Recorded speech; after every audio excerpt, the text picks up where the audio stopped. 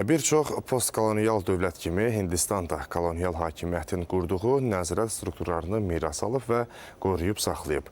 Bunu Bakıda keçirilən postkolonial dövrdə gənclərin rolunun gücləndirilməsi adlı Beynəlxalq Gənclər Forumunun iştirakçılarından olan Cahal Akatshipt Singh deyib. Onun sözlərinə görə burada kolonial güclər təsadüfi sərhədlər çəkərək mahiyyətcə fərqli xalqları məcburən bir siyasi vahidə gətirib çıxarıb və daxil ediblər. Hindistan bu da fərqli deyil və bunun üçün çox konkret nəticələr doğurub. Tarixən suveren olmuş xalqlar siyasi, mənəvi və sivilizasiya çərçivələrini əks etdirməyən bir dövlətə daxil edilib və bu nəzarətin qorunması üçün dəfələrlə zorakılığa əl atılıb. Bunu deyərkən çox dürüst olmalıyam. Bugünkü Hindistan neytral bir dövlət deyil. O, kolonial keçmişin davamıdır və Sikh suverenliyi ilə münasibəti məcburiyyət və zorakılıq üzərində qurulub.